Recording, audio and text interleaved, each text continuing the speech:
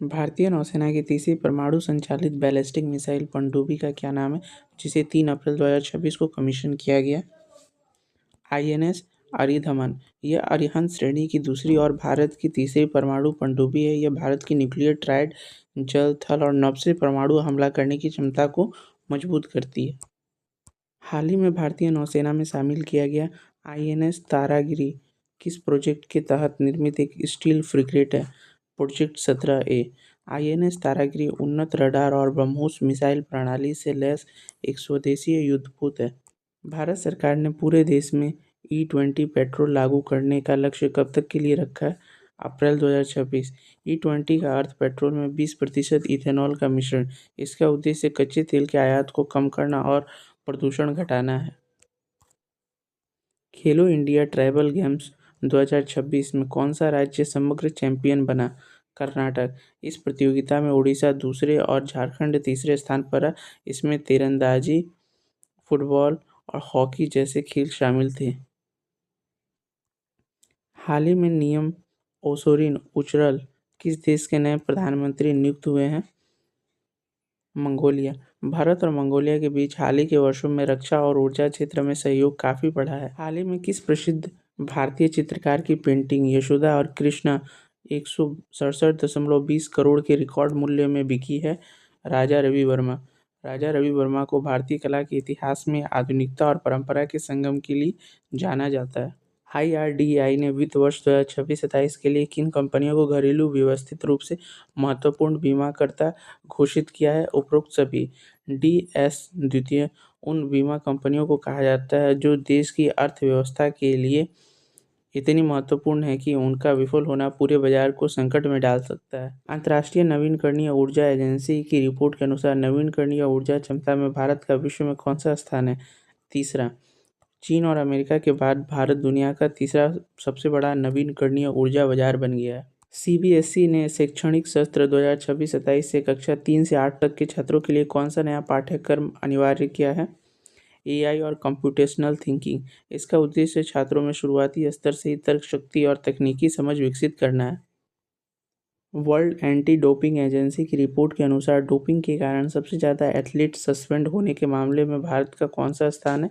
पहला। भारत में track and field athletics के खिलाड़ी सबसे ज़्यादा डोपिंग के मामलों में दीनदयाल पोर्ट अथॉरिटी भारत के किस राज्य में स्थित है, जिसे हाल ही में PM गति शक्ति लॉजिस्टिक्स योजना से जोड़ा गया है? गुजरात। इसका पूर्व नाम कांडला पोर्ट था। इसे लॉजिस्टिक्स, कनेक्टिविटी और बुनियादी ढांचे को मजबूत करने के लिए गति शक्ति योजना में शामिल किया गया है। मिन आंग हालिंग किस पड़ोसी देश के राष्ट्रपति बने हैं? म्यांमार। म्यांमार में वर्तमान में सैन्य परिषद का शासन प्रभावी है, जिसके प्रमुख मिन आंग हालिंग है।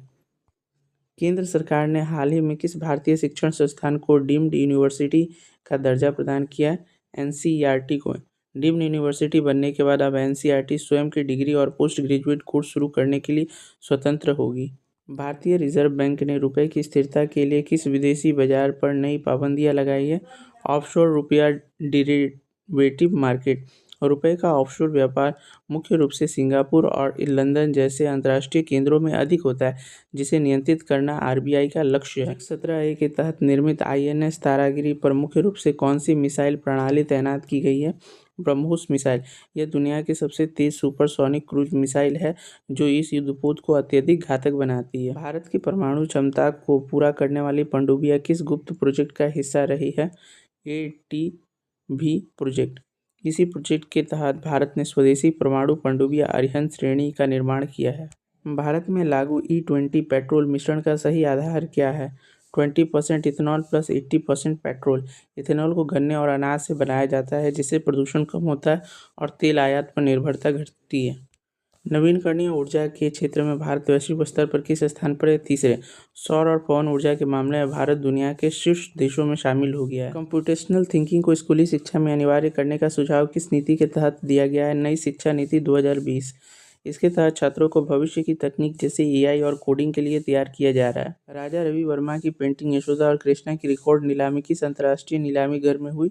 सोथबी, न्यूयॉर्क में हुई इस नीलामी ने भारतीय चित्रकला को वैश्विक स्तर पर एक नया मुकाम दिया है। भारतीय नौसेना में शामिल INS तारागिरी की सबसे बड़ी विशेषता क्या है? रडार से बचने वाली क्षमता।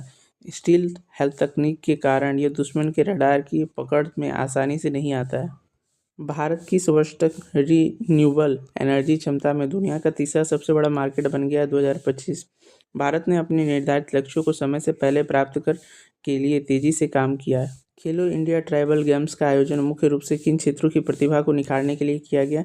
आदिवासी और जनजातीय युवाओं। इसमें तीरंदाजी, फुटबॉल और हॉकी जैसे खेलों पर विशेष जोर दिया गया है। आरबीआई द्वारा ऑफशोर करेंसी ट्रेडिंग पर पाबंदी लगाने का मुख्य कारण क्या है? रुपए की विनिमय दर में स्थिरता लाना। होने वाले उतार चढ़ाव को नियंत्रित करने के लिए आरबीआई समय समय पर ऐसे कदम उठाता है। भारत अपनी ऊर्जा जरूरतों के लिए ऊर्जा आयात कम करने के लिए किस पर जोर दे रहा है? इथेनॉल सम्मिश्रण और ग्रीन हाइड्रोजन पर। भारत सरकार का लक्ष्य 2026 तक पेट्रोल में 20% इथेनॉल मिश्रण का लक्ष्य प्राप्त करना है। भारत की नई परमाणु पनडुब्बी आईएनएस अरिधमन में कौन सी मारक मिसाइलें तैनात की गई है?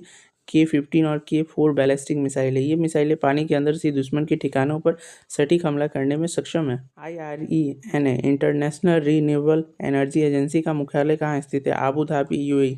यही संस्था वैश्विक स्तर पर नवीनकरणीय ऊर्जा के विकास की रिपोर्ट जारी करती है। डोपिंग के कारण सबसे ज़्यादा एथलीट सस्पेंड होने के मामले में भारत किस नंबर पर है? पहले नंबर पर है। वाडा की ताज़ा रिपोर्ट के अनुसार भारत में डोपिंग में सबसे अधिक मामले सामने आए हैं। भारतीय नौसेना के जहाज़ों के नाम जैसे तारागिरी मुख्य रूप से किन पर आधारित होते हैं? पर्वत श्रृंखलाओं के नाम। तारागिरी का नाम हिमालय की एक पहाड़ी के नाम पर रखा गया है। हाल ही में चर्चा में रहा मैपल्स ऐप किस भारतीय कंपनी का उत्पाद है? मैप माई इंडिया। यह आधार केंद्रों की सटीक लोकेशन बताने के लिए यूआईडीआई के साथ मिलकर काम कर रहा है। भारत का रक्षा निर्यात वित्त वर्ष 2025-26 के अंत तक लगभग कितना रहा? 38,424 करोड़। मेक इन इंडिया की वजह से भारत अब दुनिया के प्रमुख हथियार निर्यातक देश में शामिल हो गया है। एसबीआई की लोकप्रिय अमृत कलश योजना कितने दिनों की अवधि के लिए है? 400 दिन। इसमें ग्राहकों को अन्य एफडी योजनाओं की तुलना में अधिक ब्याज दिया जाता है। भारत सरकार द्वारा शुरू किया गया मिशन कर्मयोगी मुख्य रूप से किसके विकास से जुड़ा है? Civil servants. इसका उद्देश्य सरकारी अधिकारियों की कार्यक्षमता और कौशल को बढ़ाना है। आगामी डिजिटल जनगणना 2027 के लिए केंद्र सरकार ने कुल कितना बजट आवंटित किया? 11,718 करोड़ रुपए। यह भारत की पहली पेपरलेस और पूरी तरह डिजिटल जनगणना होगी। ऐसे ही महत्वपूर्ण जानकारियों के लिए हमारे चैनल सुपर ज्ञान गुरुजी को लाइक, शेयर एंड सब्सक्राइब जरूर कीजिएगा। Thank you.